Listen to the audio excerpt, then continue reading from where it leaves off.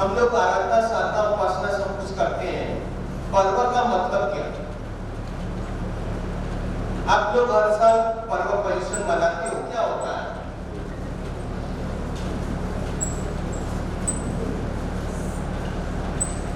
क्या जवाब देते हो आप लोग?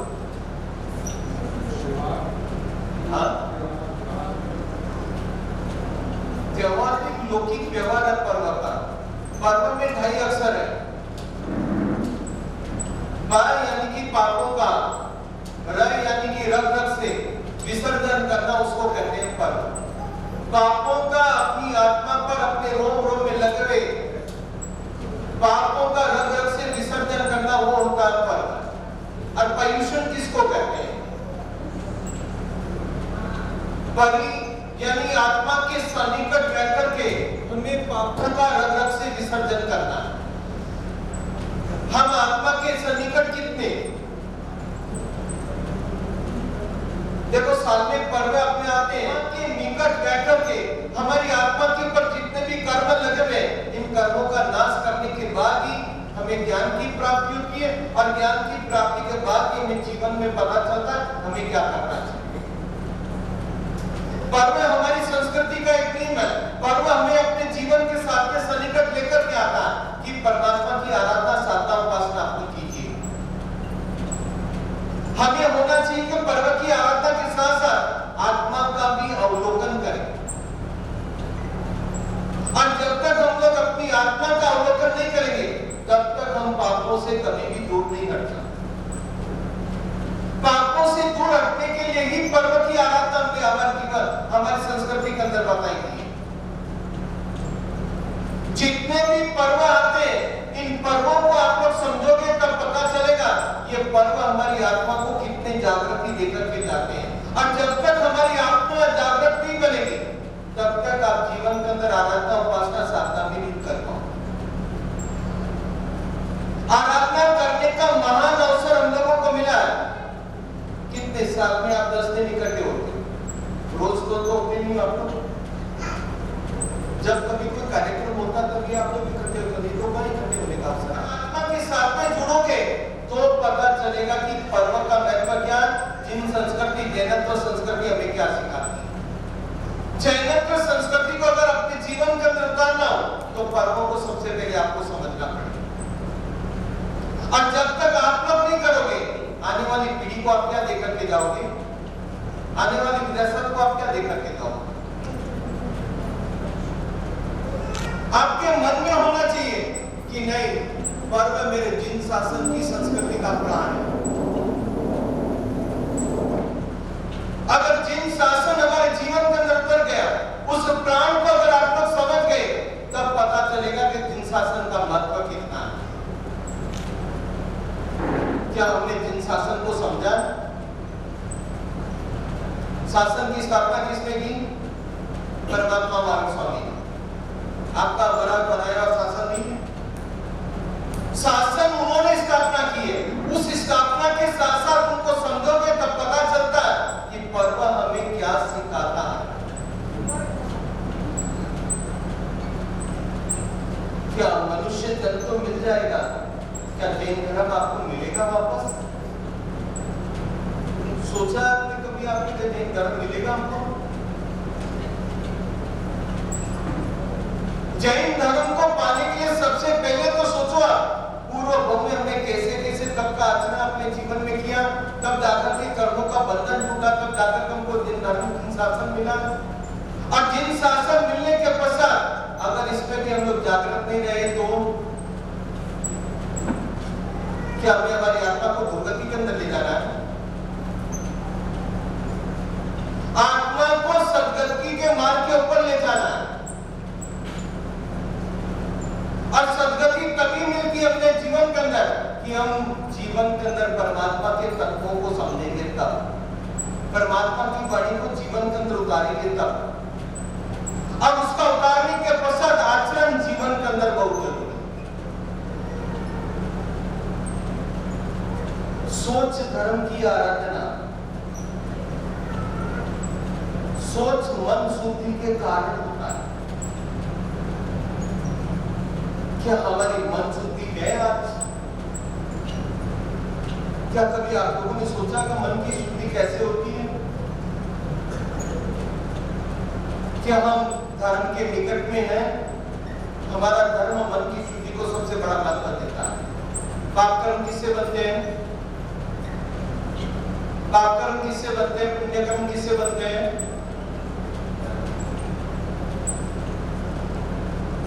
सुख और दुख ये सब मन की कल्पना होता है। अच्छा सोचोगे तो पुण्य कर्म बनेगा, बुरा सोचेंगे तो वो पाप कर्म बनेगा। मन से ही पाप आते हैं, मन से ही पाप कर्मों को हम लोग तोड़ते हैं। और पाप कौन बांधेगा आगे? क्या कभी सोचा आप लोगों ने अपने जीवन में?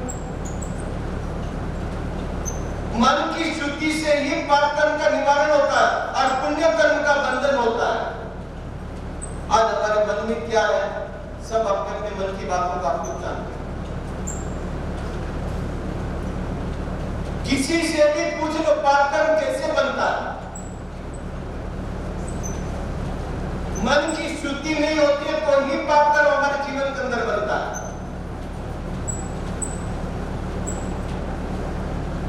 हम बगीचे में जाते हैं, इसलिए जाते हैं बगीचे में, उद्यान में, पार्क में जाते हैं, इसलिए जाते हो भैया आप लोग? शुद्ध वातावरण के लिए, सुगंधित हवा के लिए जाते कि नहीं जाते हैं? अच्छी सुगंध आती है तो आप आधा घंटा ज्यादा के बाद हो जाते हैं। दुखते कि नहीं दुखते हम लोग? वहां के शुद्ध वातावरण के लिए आप लोग जाते हो। और अगर आपके पास कोई व्यक्ति आ जाए, आपसे कुछ सलाह लेना चाहे, आप कैसी सलाह देते हो उसको? आप सलाह कैसी देते हो? अपना स्वार्थ कहां पर है पहले आप देखते हो। देखते नहीं देखते हो? क्या ये हमारी मन शुद्धि है? सोच धर्म सिखाता मन की शुद्धि रखो आप, और जितनी मन की शुद्धि होगी उतना जीवन निरंतर हमारा पवित्र बनता जाए। और जितना पवित्र बनेगा उतने हमारे पर्व की आराधना अच्छी होती।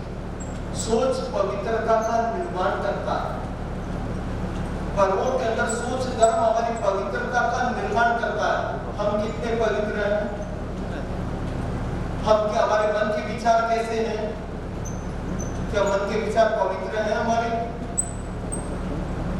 कहीं स्वार्थ में विचार तो नहीं है? कहीं मतलबी विचार तो नहीं है हमारे? क्या हम लोग इन सब बातों का चिंतन करते हैं अपने जीवन में?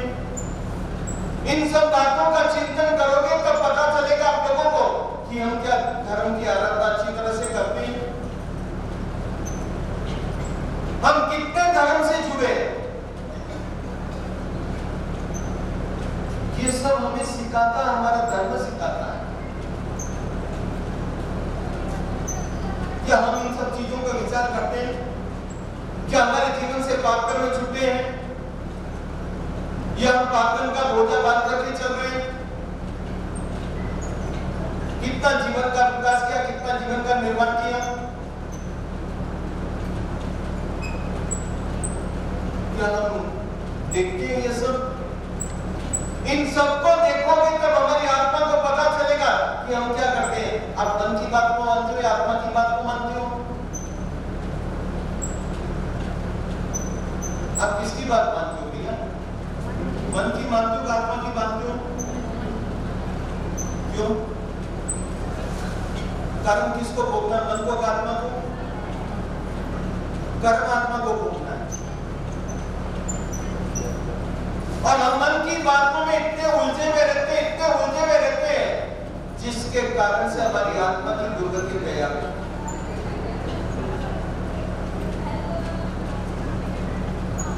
मन की शुद्धि के लिए सबसे पहले राग और द्वेष और मोह को छोड़ो।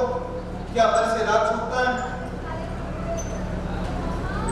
जितना राग होगा उतना द्वेष आपके जीवन के अंदर बढ़ेगा, और जितना मोह होगा उतना भी द्वेष आपके ऊपर बढ़ेगा। और जैसे जैसे द्वेष बढ़ता है वैसे वैसे हमारी आराधना साधना के अंदर मन नहीं लगता।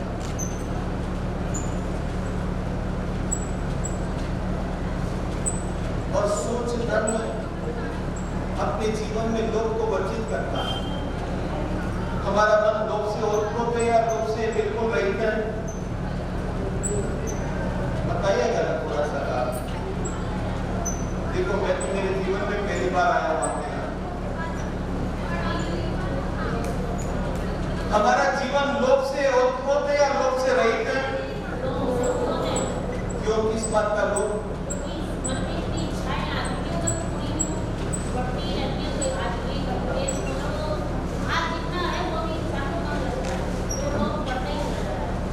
इसीलिए तो आदमी दुखी बने। इच्छाएं आकाश समान अनंता। आकाश कितना बड़ा उसका कोई अंत नहीं है, और हमारी इच्छाओं का कोई अंत है? जब तक मन में संतोष वृत्ति नहीं आएगी ना, तब तक आपके मन की अंदर इच्छाएं कभी भी पूरी नहीं। और आज तक कोई भी व्यक्ति गया अपनी कभी भी कोई पूरी इच्छा को करके नहीं गया। ये तो आपको भी पता, आप देखते भी। और इच्छाएं कभी भी पूरी नहीं हो सकती आपकी। आपका मेमोरेंडम तैयार रहता है। आज ये इच्छा है, भगवान कल ये मेरा ये काम कर देना, भगवान कल मेरा ये कर देना, परसों मेरा ये करना। क्यों?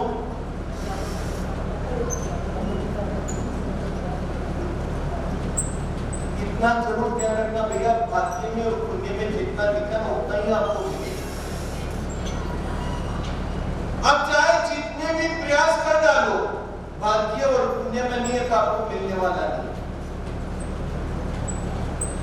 अब आप यहाँ पर बैठे हो, बैठे बैठे अभी आप फोन करते हो, फोन करते करते आप पार्टी से बात करते हो, लाख रुपए बैठे बैठे यहाँ पर कमा लेते हो। कमाते नहीं कमाते हो आप? आपकी व्यवस्था उस प्रकार से की गई। और एक हमाल को देखते हो आपने यहाँ पर काम करने वाला एम्प्लॉयमेंट को देखो, कितना काम करता है। आप तो खाली कुर्सी पर या गद्दे पर जाकर के बैठ जाओगे, आपको तो खाली ऑर्डर देना है। मेहनत कौन करता है? लेकिन ये सोचो कि उसके भाग्य में उतना है और आपका भाग्य प्रबल है। अगर उसका भाग्य प्रबल होता तो वो भी सेट बन जाता, बनता नहीं बनता। किस बात का लोभ करते हो आप? सोच धर्म स्वयं को समझने का पर्व है। हमने अपने आप को कितना समझा? क्या आपने समझा अपने आप को? पहले तो अपने आप से पूछो कि मैं कौन हूं, क्या है, और ये मैं सब किसके लिए कर रहा हूं। अपनी आत्मा को झकझोरो तो पता चलेगा कि सोच धर्म हमें क्या सिखाता है। आपको कह दो I am something, I am everything, तब पता चलेगा सोच धर्म हमको सिखाता है मैं कौन हूं, मैं एक आत्मा हूं। मैं यहां से जाऊंगा तो मेरी आत्मा जाएगी, शरीर रात बन जाएगा, शरीर साथ चलने वाला नहीं है। यही कहीं मिट्टी मिल जाएगी। कभी तो एक कवि कहता है, उछल लो कूद लो जब तक छोड़ रही नदियों में, उल्टी नहीं होती है, कब तक आप अपना छोड़ धर्म बताता है। हमने अपने आप को कितना समझा अधिकारी करता है। जो व्यक्ति अपने आप में उतर जाता, अपने आप में समझ जाता, उसको जीवन में कभी भी किसी भी तरह की कोई वस्तु की आवश्यकता नहीं। वो अपने आप का, अपनी आत्मा का चिंतन करता है, नहीं मुझे क्या प्राप्त करना है, मुझे कहाँ बीता जाएगा, जीवन निकल जाएगा। आपने अपनी आत्मा के बारे में क्या सोचा? आप मुझे कहाँ जाना है? चर्चा आपके आगे पीछे घूम रही है, परिवार के सारे कार्यक्रम हो रहे, फिर भी आपकी उनकी बात को आत्मा का क्या सोचा?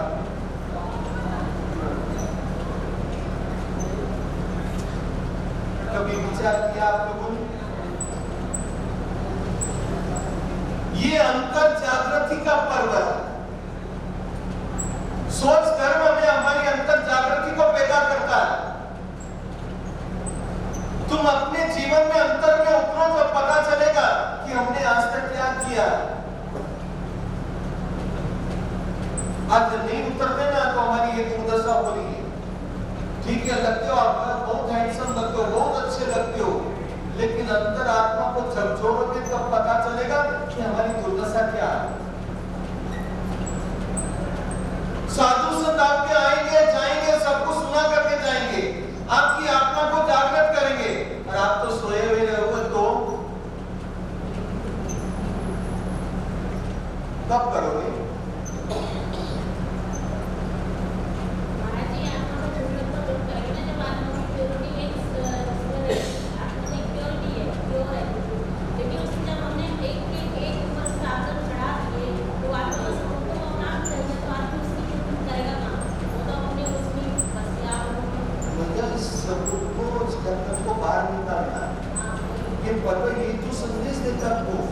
पर्वों के समय में आप लटके हुए रहेंगे तो फिर कब जागृत बनोगे आप?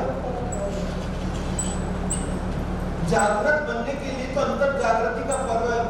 अंतर जागृति को प्राप्त करने के लिए तो पर्व है हमारे, और पर्वों के समय में हम जागृत नहीं करेंगे तो फिर कब करोगे आप?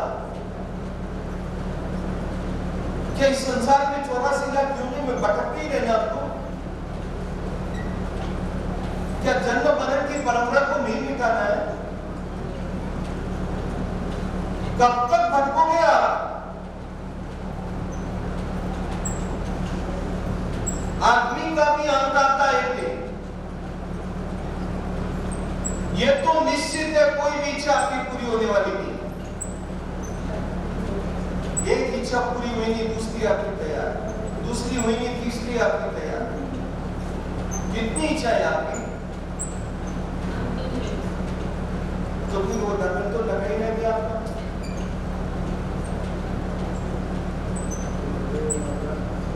इसीलिए कहता हूं अंतर आत्मा में रमन करो। आत्मा को अवलोकन करने का एक दर्पण है पर्वत।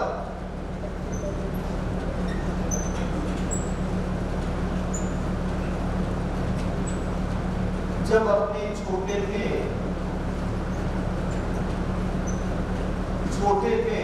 तब हर एक व्यक्ति को लगता था, छोटे बच्चे को कोई चीज नहीं मिलती तो माँ के पास जिद करके भी ले लेता था, वो सुखी बन जाता था, चीज मिल गई वो खुश हो जाता था।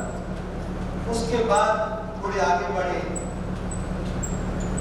यौवन आई, युवावस्था आई, शादी हुई। शादी के बाद जैसे जैसे उम्र बढ़ती गई, 50-60 के बाद ऊपर हो गए।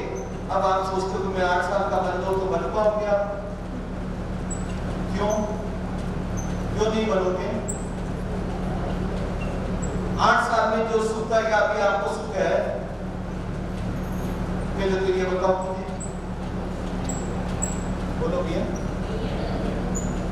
जब हम 8 साल के, 7 साल के, 9 साल के थे, वो जो सुख था, क्या वो सुख है? क्यों नहीं? क्यों नहीं?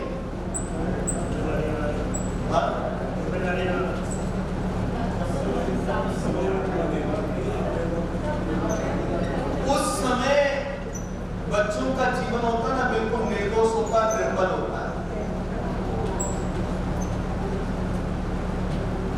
और आज अब आपके जो जिम्मेदारी आ गई, 50-60 साल के हो गए, बच्चों की शादी होगी, बच्चे धंधे इत्यादि संभालते हैं, अब आपकी जवाबदारी क्या? हाँ? अच्छा,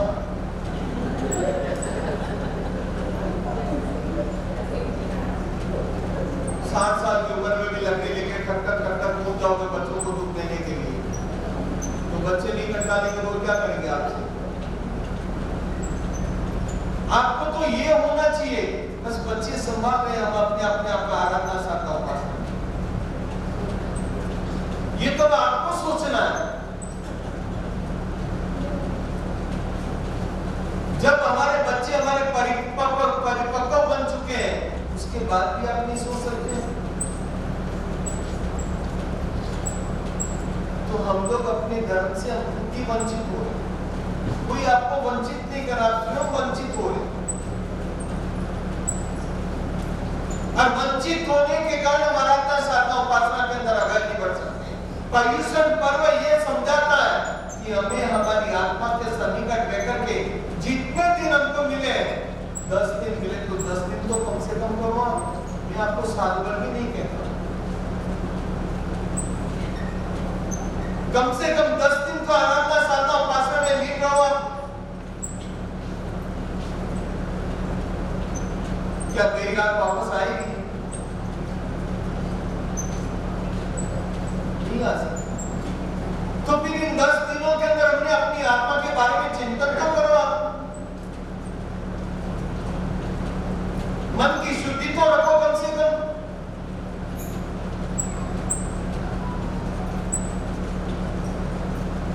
क्या हमारी मन शुद्धि की नहीं आज तो कंपटीशन का जमाना है, और कंपटीशन में इतने और प्रो बन चुके हम लोग,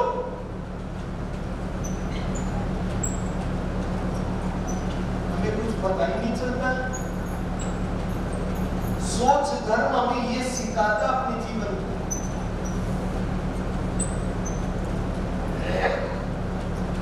कसायों से रहित होना चाहिए, सोच धर्म ये कहता है।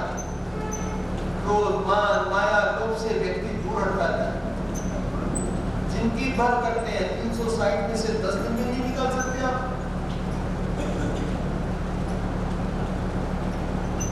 यहाँ 10 दिन के लिए बात करते हैं। अगर आप कभी घूमने जाना हो, कहीं हिल स्टेशन जाना, तो कितने दिन की छुट्टी लेके जाते हो आप? जाते कि नहीं जाते हो? उस समय आपको कोई बिजनेस याद आता है?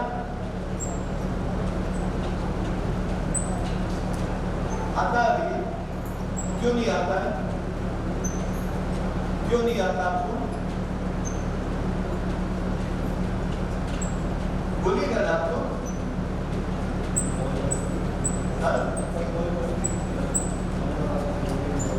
अच्छा, मनोरंजन, मौज मस्ती, एंजॉय, उस समय आपको कुछ नहीं आता। पर्वों का समय आपको सब याद आता है। ये आत्मा को एंजॉय करने का पर्व है, आत्मा के सन्निकट आने का पर्व है, आत्मा के कर्म लगे उनको समझने का पर्व है। इन कर्मों को मैं कैसे दूर रखता जाऊं, उसके लिए ये पर्व है। वो आपको याद नहीं आता। यही तो आज का हमारी दुर्दशा है।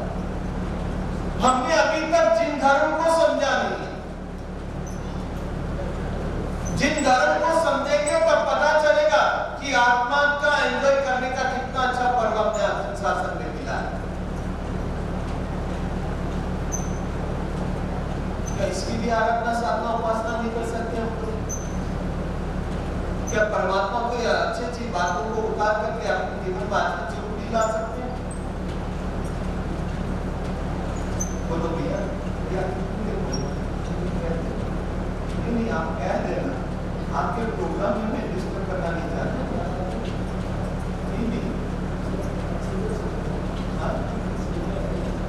सुन तो नहीं,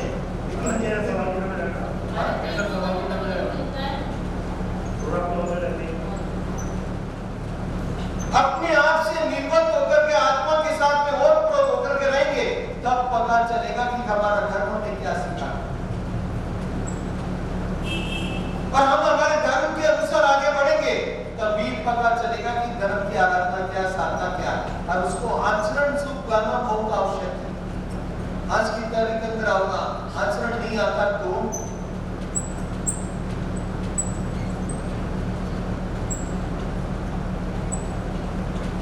क्या आपने कभी जाना है, समझा है?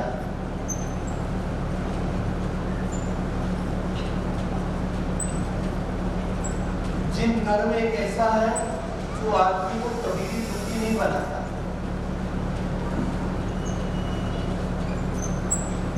अगर धर्म की आज्ञा के अनुसार हम आचरण से चल करके आराधना साधना उपासना करें ना, व्यक्ति जीवन के अंदर कभी दुखी नहीं बनता।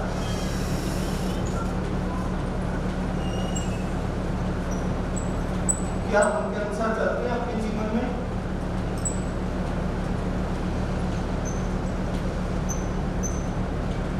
आप धर्म को चाहते हो या धर्म से चाहते हो?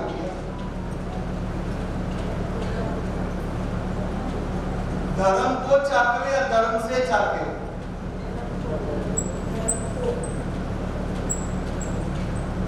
सच्ची सच्ची बताओ, आप किससे चाहते हो?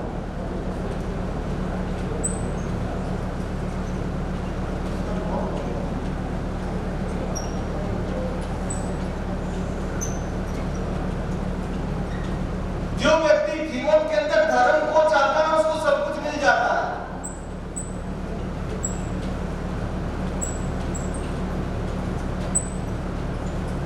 लेकिन हम चाहते क्या आज?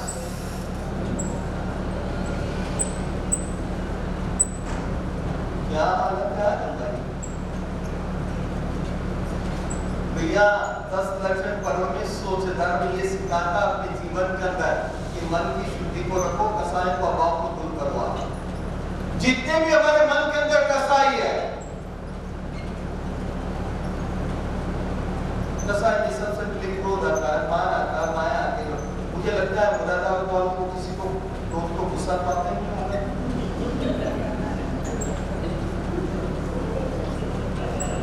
हाँ? क्या कह रहे हो भैया? गुस्सा तो आता ही होगा आपका।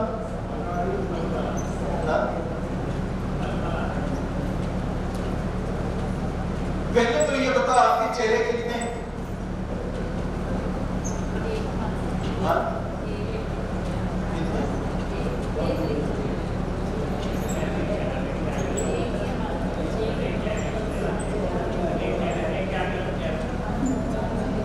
मैंने पूछा आपका अकेले का चेहरे कितने?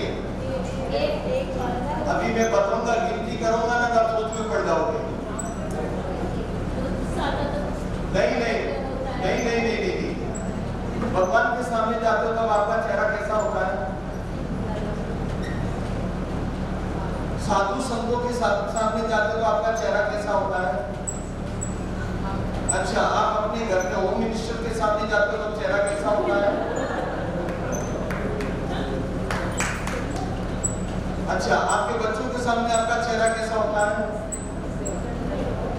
ऑफिस में जाते हो तो आपका एम्प्लॉयमेंट के सामने चेहरा कैसा होता है?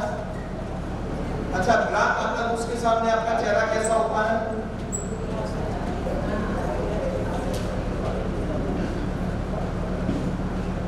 चेहरा है कि आपके कितने रंग बदलते हैं? बदलते क्यों बदलते हैं? नहीं बदलते हैं। अब सोच लो आप, जैसे परमात्मा के सामने, भगवान के सामने जाते हो, वैसा का वैसा चेहरा सबके सामने आपका रहना चाहिए।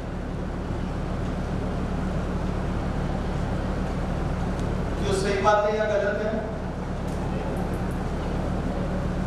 हर पल पल में आपका चेहरा बदलता है।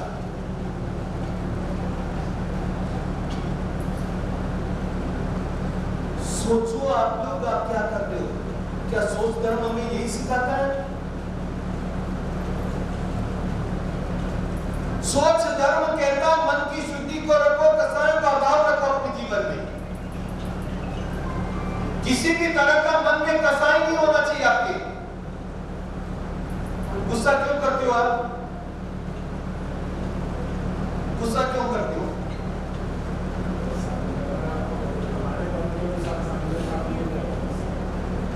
आपकी इच्छा अनुसार कार्य नहीं होता तो गुस्सा आ जाता है।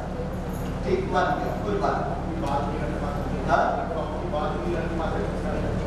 आप अपनी बात नहीं रख पाते तो गुस्सा आता है। ठीक, अगर आपके श्रीमती जी ने खाना बनाया, खाने में नमक डालना भूल गए तो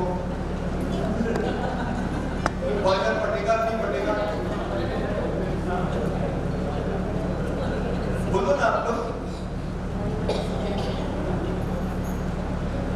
फिर क्या होगा? बॉयलर फटा के देखो, फिर पता चलेगा आपको। इसीलिए मैं कहता हूं अपने जीवन के अंदर अपने धर्म को समझो। आप सोच धर्म ये सिखाता है कि हमारे जीवन के अंदर मन नहीं लगता है। सोच कर्म हमें ये सिखाता है। कदम दर कदम हमारे जीवन के अंदर पाकर बनते जाते हैं। इनमें हमारा लिप्त नहीं होना चाहिए, इनमें संलिग्न नहीं होना चाहिए। और जो व्यक्ति अपने जीवन के अंदर लिप्त हो जाता है वो अपनी दुर्गति को तैयार करता है। विश्वास है कि नहीं, मुझे मेरे परमात्मा ने जो कुछ कहा है उसको मैं अपने जीवन में उतार कर, अपने आचरण में उतार करके सोच को बनाओ भैया। ये 10 लक्षण करो हमें यही सिखाते हैं। इन सोच को बनाओगे तो पता चलेगा कि हमारे जीवन कितना खिलता है। इस मनुष्य जन्म के अंदर ये अवसर मिला है, बाकी का कहीं पर भी चलेगा। और चिंतन करोगे तभी आप लोगों को पता चलेगा हमें जीवन के अंदर और कितना आगे बढ़ना है, और आने वाली पीढ़ी को, आने वाली विरासत को हम क्या देकर के जाना है, उनके अंदर किस प्रकार के संस्कारों का सिंचन करना है।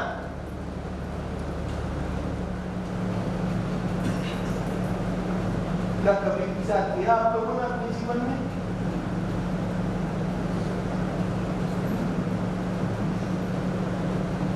दिया अवसर को घुमाओ बताया जाती है। समय को पानी की तरह बह रहा है, समय को कोई भी नहीं पकड़ सकता है। यादें रह जाएगी, स्मृतियां रह जाएगी हमारी, यादें भी हमारी एक ही रह जाएगी, स्मृतियां भी रह जाएगी। आपने चिंतन किया है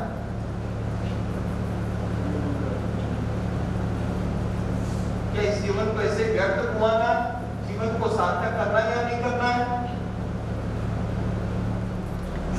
और आत्म जागृति होती है तब पता चलता है इन पर्वों से में क्या क्या मिलता है।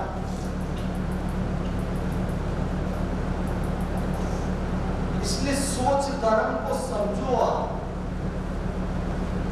सोच हमें क्या क्या सिखाता अपने जीवन के अंदर।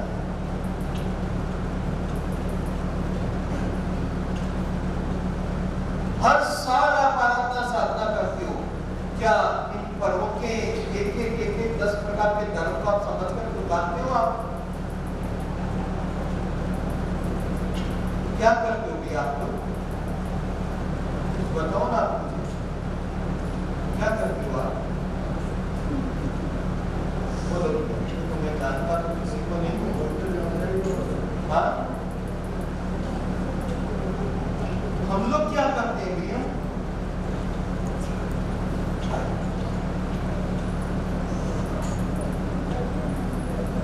सोच धर्म से हमारी संस्कृति, धर्म का चिंतन और दूसरी बात संस्कारों की छवि मूर्तिमान होती है।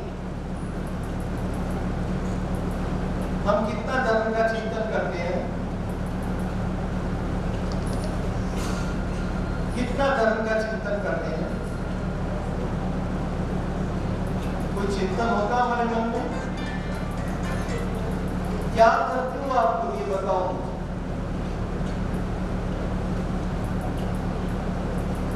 धर्म के चिंतन के साथ साथ संस्कारों की छवि भी मूर्तिमान होती है।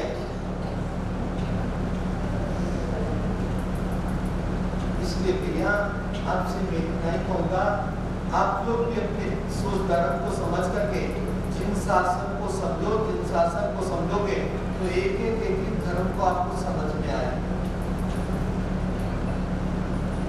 और जो समझ गए तब पता चलेगा कि आराधना साधना उपासना से हमें क्या क्या फल मिलता है। और इस आराधना साधना उपासना से हमारी आत्मा की छवि को निखार आता है। और जितनी आत्मा खिलती जाएगी उतने पाप कर्मों का बंधन हमारे जीवन से छूटता जाएगा और पुण्य कर्मों का बंधन। इसलिए भैया स्वयं को जागृत करो आप। और जब तक स्वयं को जागृत नहीं करोगे तब तक आप जीवन के अंदर कुछ भी नहीं पा सकते। ये जीवन में पाने का एक अवसर आप लोगों को जिन शासन मिला है, इस जिन शासन के अंदर सूर्य धर्म की इसकी आराधना साधना उपासना करो, जिससे कि हमारे जीवन के अंदर वो निखार आता है। और जितना निखार आएगा उतने ही हमारे संस्कारों की छवि मूर्तिमान बनेगी। और हमारे संस्कारों की छवि जैसे जैसे आगे बढ़ती जाएगी तो सबको पता चलेगा कि संस्कारों से हमारे जीवन कितना प्रभावित करता है। अवसर मिला, अवसर को घुमाओ मत भैया। अवसर आपके जीवन के अंदर बार बार नहीं आए। पता नहीं इस समय आराधना साधना करने का अवसर मिला, अभी तो आपकी पांचों इंद्रियां सशक्त है, और कभी एक इंद्रिय ने जवाब दे दिया तो क्या आराधना साधना कर पाओगे? इसी अवसर को जीवन से चूको मत, और जितना भी हो सके उतनी आराधना साधना करने के अवसर को हाथ में पकड़ो और पकड़ करके ऐसे जीवन को निखारो, ऐसे अपने लिए इस आराधना के अंदर हम आप एक दूसरे के साथ सलीम बन करके जिन सांस से निखारना ना वो आपके हाथ।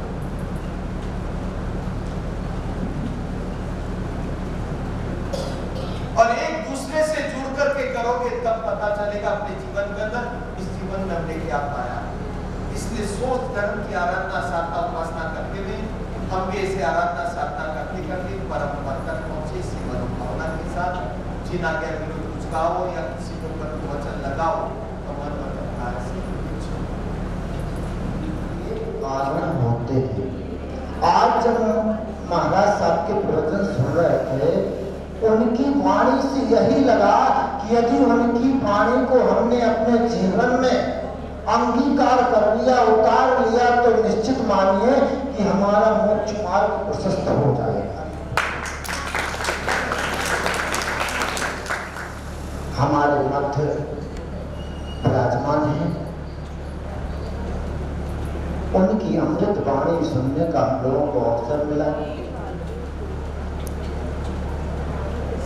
उन्होंने अपने प्रवचनों में बतलाया बहुत सुंदर। आप स्वागत करिए।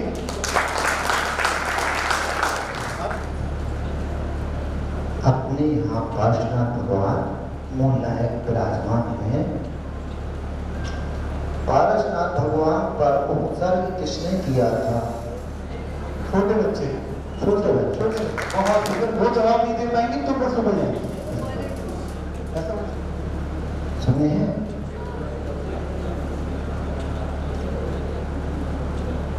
उन्होंने इतना सुंदर समझाया शौच धर्म को, तो उत्तम शौच धर्म किसे कहते हैं? 1 2 3 4 कषाय त्याग कर मन की शुद्धि हुई उत्तम शौच है। हाँ, मन की शुद्धि करना शौच धर्म है। बहुत सुंदर।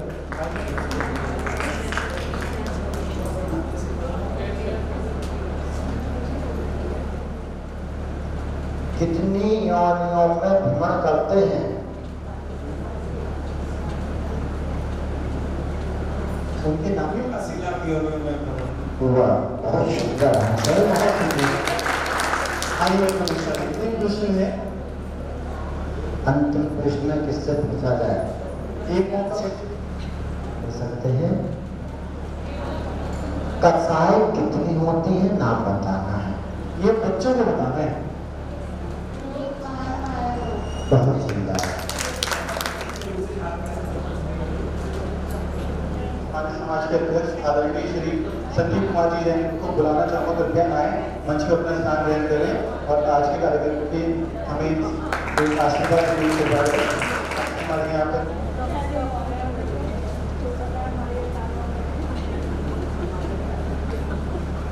तो अगर यहाँ का जोरदार तालियों से इनका स्वागत करेंगे।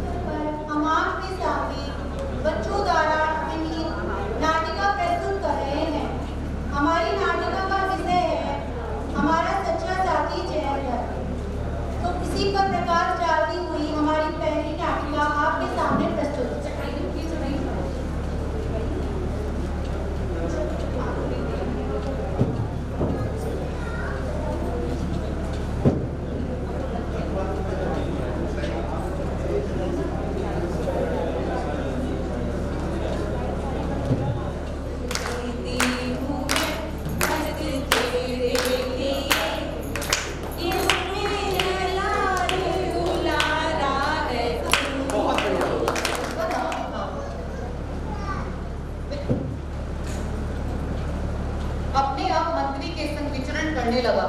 तेज प्रकाश के समान जैन मुनि वहां तपस्या कर रहे थे। उनके अंग से समरस धारा प्रवाहित हो रही थी। राजा उनके निकट जा पहुंचते हैं और कहते हैं, मंत्री जी, इस रमणीय वातावरण में सूर्य के समान पवित्र निश्चल ध्यान में लीन कौन मुनिराज है? महाराज, ये रानी चेला के निगृह गुरु श्री जैन मुनि हैं। ओह, तो ये रानी चेला के गुरु हैं जिनके ज्ञान के अभिमान में रानी चेला ने मेरे गुरु का अपमान किया था। ये उचित अवसर है इनसे प्रतिशोध लेने का, लेकिन क्या करूं? कैसे अपना प्रतिशोध पूरा करूं? कैसे इनका अपमान करूं? अरे ये सर्प कैसा?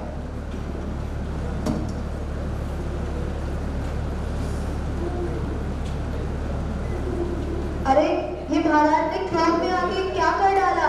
घोर उपसर्ग। आज मेरा प्रतिशोध पूरा हुआ। मंत्री जी, सेना को महल की ओर चलने का आदेश दो।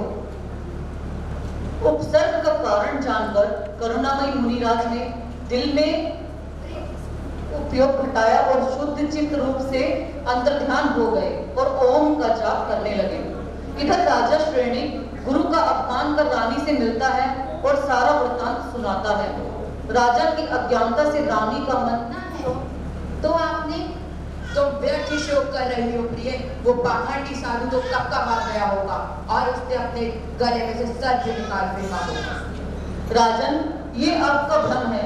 यदि वे मेरे पवित्र गुरु होंगे तो वे उसी स्थान पर ध्यान मग्न होंगे। अचल सुमेरु चलायमान हो जाए, पृथ्वी आकाश एक हो जाए, सागर अपनी सीमा छोड़ दे, पर धीर वीर गंभीर मुनिराज उपसर्ग में भी अपनी साधना नहीं छोड़ते। क्षमा भूषक दिगंबर संत तो पृथ्वी के समान अचल, सागर के समान गंभीर, वायु के समान निष्प्रग्रह, जल के समान स्वच्छ, आकाश के समान निर्लेप और मेघ के समान प्रभुकारी वे ही मेरे गुरु हैं, वरना नहीं। स्वामी, ऐसी वीतराग गुरु पर उपसर्ग करके आपने व्यर्थ ही अपने आप को दुर्गति का पात्र बनाया। सुनकर वचन रानी के श्रेणी का मन भर आया। वह पश्चाताप करने पर अपने आप ही तड़पने लगा। समस्त दिगंबर साधु के पश्चाताप के लिए वह कहता है, अरे ये मुझसे क्या अनर्थ हो गया? मुझे प्रायश्चित करना होगा। चलो रानी, शीघ्र ही मुनिराज के पास चलते हैं।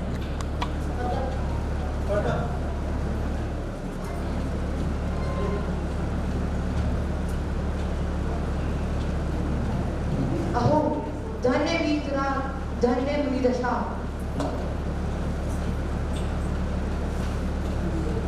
नमोस्तु गुरुवर। हे मुनिराज, हमें धर्म संबोधन दीजिए। हे राज, ये प्राणी ध्यात्म के वश होकर अनंत काल से अनंत भवों के चक्रों में परिभ्रमण करता हुआ अपार दुख भोग रहा है। भाग्यवश चिंतामणि तुल्य मनुष्य प्रयाय और उत्तम पुंज मिला है। राजन, अब उत्तम अवसर आया है। जीवन तो क्षणभंगुर है, इसलिए हे राजन, धारण करो। भगवान आत्म का मुक्त है, उसके आश्रय से धर्म और आनंद प्रकट होता है। नमोस्तु गुरुवर। इस प्रकार राजा ने जैन धर्म का अंगीकार कर लिया। बोलो जैन धर्म की जय हो। उसी को ध्यान में रखते हुए सभी अपने आचरण में इस चीज को लाएंगे।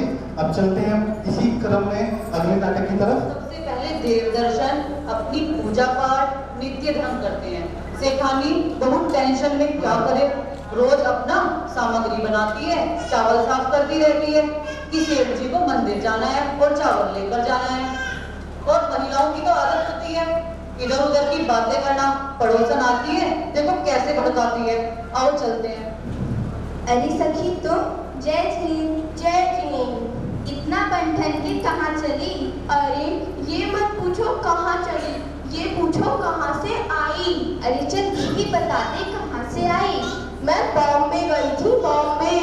बॉम्बे वहाँ क्या है? वहाँ मैं जुहू चौपाटी गई और वहाँ की पानी पूरी अच्छा। और हमें पता है मैं वहाँ पे सल्लू से भी मिली। अरे कौन सल्लू? अरे तुम सल्लू को नहीं जानती? अपना सलमान खान जो मूवियों में भी आता है। अच्छा, और तुम्हें पता है मैंने वहाँ भी कटरीना कैफ के साथ फोटो भी खिंचवाई। तेरे तो मजे हैं। अच्छा, तू क्यों कहीं नहीं जाती? जब मेरे सेठ जी मुझे कहीं लेकर ही नहीं जाते तो मैं जाऊं कहाँ? अच्छा, एक काम था, मेरा दूध वाला आएगा ना, तो उसे मना करना था। क्यों, कहीं जा रही है? हाँ, मेरी आज शाम की फ्लाइट है।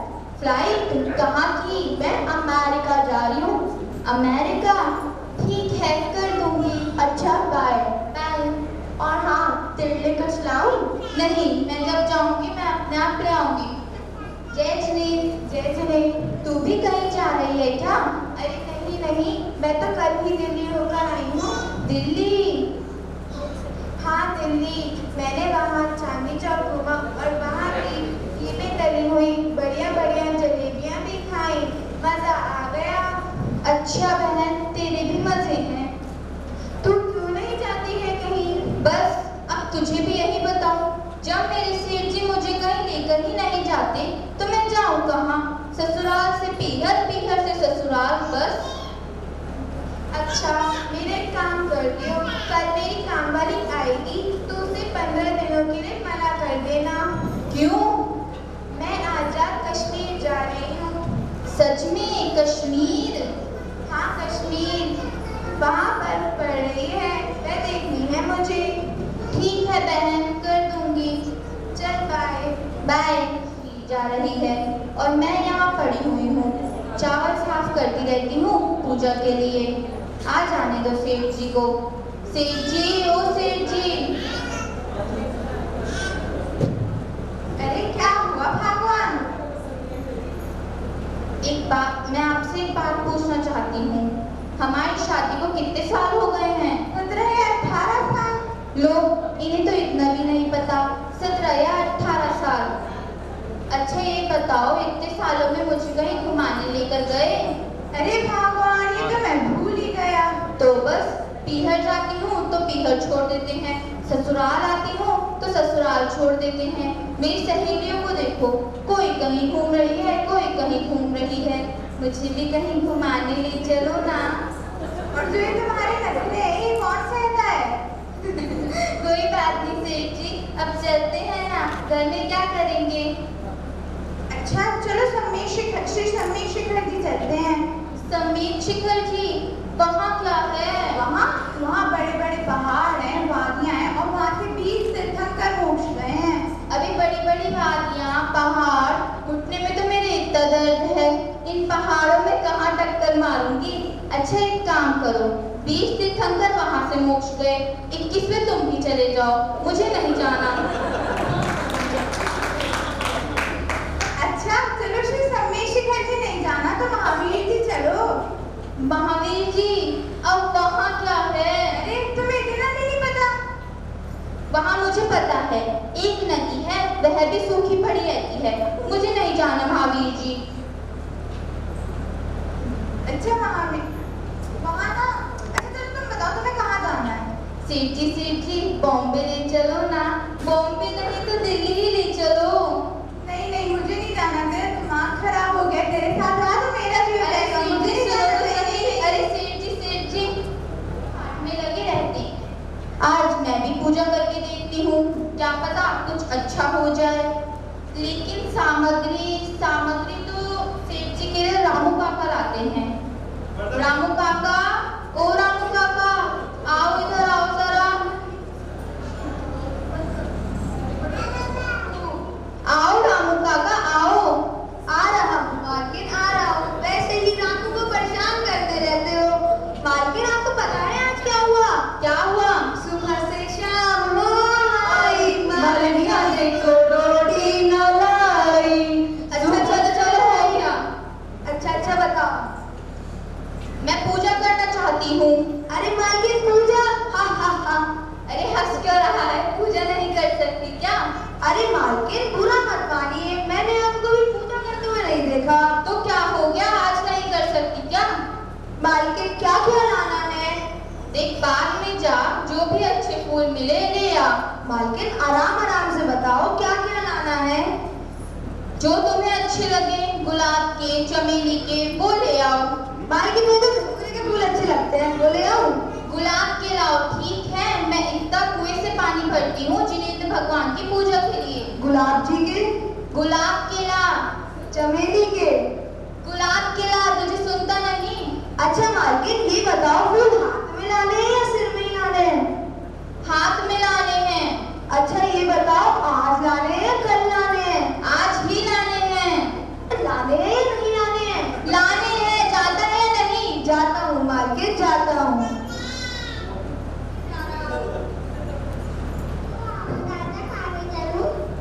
कहाँ? अगर आपको जाना है तो आप अपनी माँ से जाके पूछो।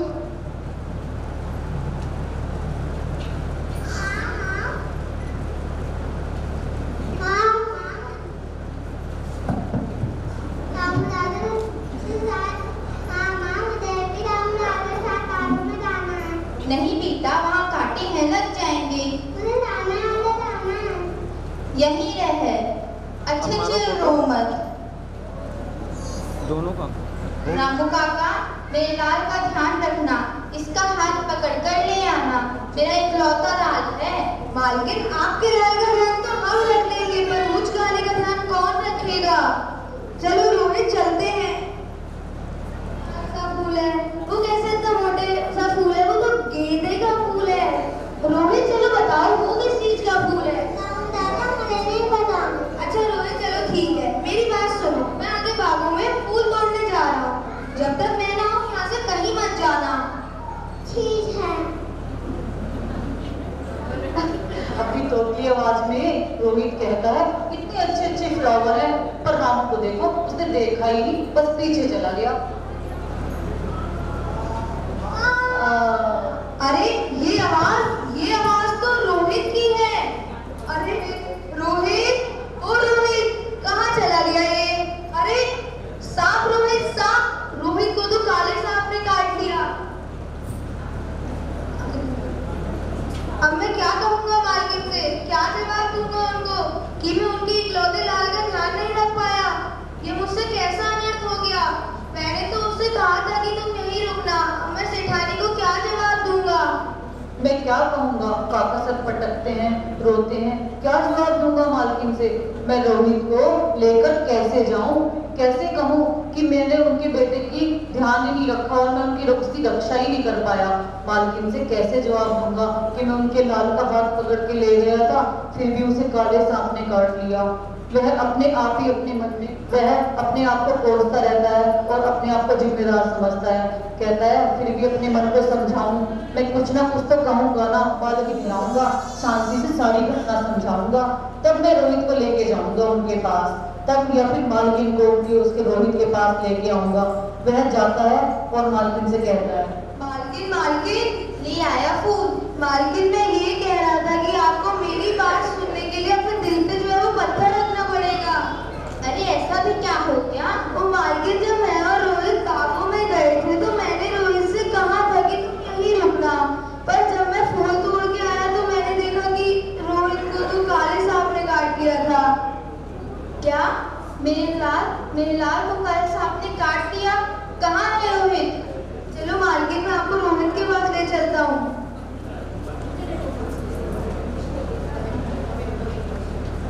अरे रोहित, क्या हो गया? मैंने कहा था मेरे लाल का ध्यान रखना, इसका हाथ पकड़ कर ले आना। अरे ये क्या हो गया? मैंने तो पहली बार पूजा के भाव बनाए थे कि कुछ अच्छा होगा, ये क्या हो गया? जा, तू सेठ जी को बुला के ला। ना जाने सेठ जी क्या हिसाब लगा रहे हैं। सेठ जी आंखें खोलो, आपकी बेटी को काले सांप ने काट लिया। ना जाने उंगली पर क्या हिसाब लगा रहे हैं, मुझे तो कुछ समझ नहीं आ रहा। क्या? कहाँ है सेठ जी, कहाँ है? मालकिन, सेठ जी तो मंदिर में हैं। तो उन्हें बुला के लाओ। नहीं मालकिन, सेठ जी नहीं आएंगे। जब मेरे इतने बुलाने पर उनके कानों में असर तक नहीं पड़ा तो वो अब क्या आएंगे? क्यों ना मालकिन, हम मंदिर चलते हैं। चलो जल्दी चलो। चलो।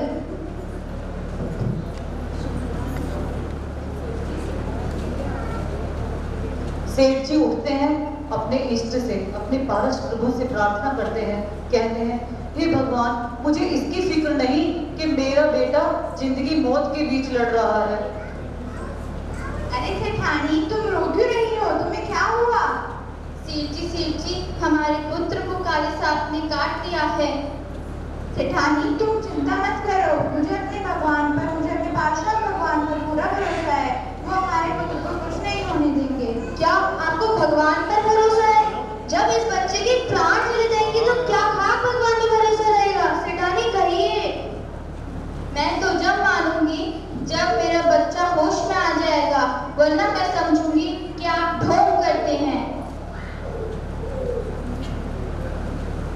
इस प्रकार सेठ जी उठते हैं और कहते हैं, सेठानी,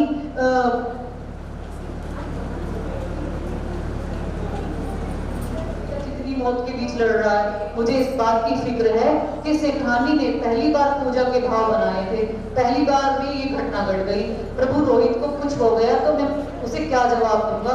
पूजा से सेठानी का विश्वास टूट जाएगा। प्रभु मेरी लाज रखना, इस भक्त की लाज रखना।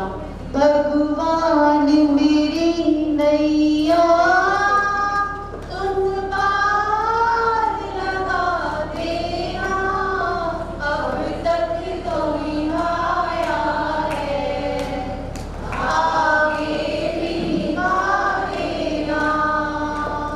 भगवान मेरी नैया उस पार लगा देना, अब तक तो निभाया है, आगे भी निभा देना। इसी प्रकार सेठ जी अपनी थाली उठाते हैं पूजा की और उसमें गंधोदक से अपने पुत्र पर छिड़काव करते हैं और देखो कहते हैं, नमो अरिहंताणं, नमो सीताणं, नमो अरियाणं, नमो अजायाणं, नमो लोरे सबे साहुणं। और बच्चे को होश आ जाती है। बोलो महावीर भगवान की जय, पारसनाथ भगवान की जय।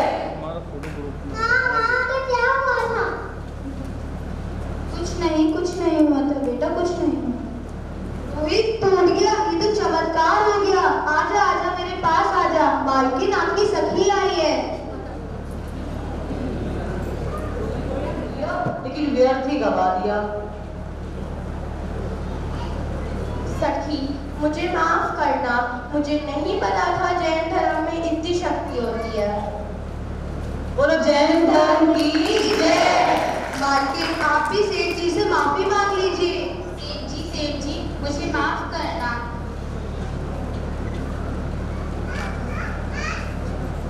मैं पूजा पाठ करूंगी। अब मुझे बताओ, बॉम्बे जाओगी? अब बताओ, बॉम्बे जाओगी? नहीं, मैं नहीं जाऊंगी, मैं सोना ले जाऊंगी। सेठ जी, मुझे भी मैंने आपको कितना भला बोला कहा, मुझे नहीं पता था कि जैन धर्म में इतनी शक्ति होती है। बोलो महावीर भगवान की जय, पार्श्वनाथ भगवान की जय। चंदा प्रभु के दर्शन करने सोनागिर को जाऊंगी, चंदा प्रभु के दर्शन करने सोनागिर को जाऊंगी। पूजा पाठ रचाओ मेरे को, आत्म ध्यान लगाऊंगी, चंदा प्रभु के दर्शन करने सोनागिर को जाऊंगी।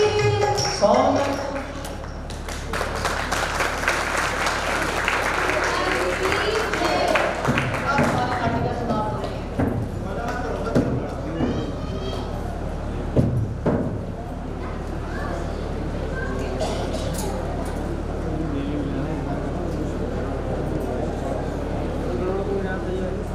धर्म है। अब ज्यादा समय न लेते हुए आज के कार्यक्रम जो यहाँ प्रस्तुत हुए हैं उनके पुरस्कार वितरण के लिए हमें यहाँ पे सहयोग मिल रहा है संगीत कुमार जी जैन जो हमारे समाज के अध्यक्ष हैं, उनका, उनके परिवार का।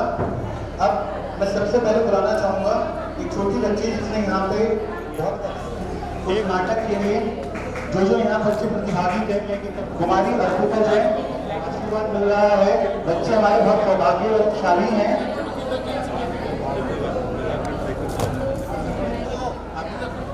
बेटा इधर देखो, पर बैठ जाए। यहाँ पे महाराज जी विराजमान है, महाराज जी यहाँ पर हैं। कृपया अपनी जगह पर खड़े ना हो। सभी समाज से मेरा अनुरोध को जुड़ा निवेदन है, कृपया आप सभी अपनी जगह बैठ जाएं। कुछ क्षणों की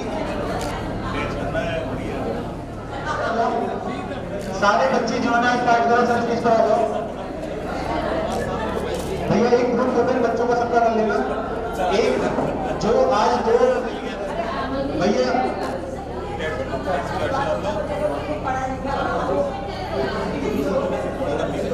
बच्चों बेटा बच्चों एक आप लोग चलो बच्चे, एक भैया चलिए। किसी का लकी ड्रॉ में अगर नाम लिखने से रह गया हो, 1 तारीख को जन्मोत्सव प्रदर्शित झलकियां जो दिखाई गई थी,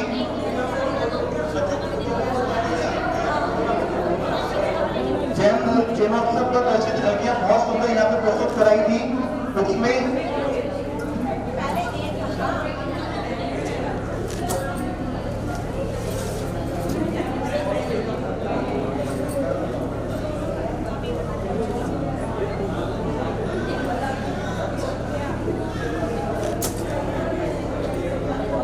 चलिए अब चलेंगे, 80 नंबर है।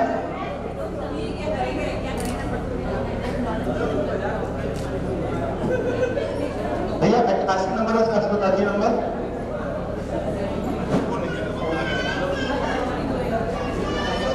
हाँ 69 हमारी प्यारी बहुत ही आदरणीय भाभी शिवानी भाभी। आरती में पुष्प निकला, अब शिवानी भाभी का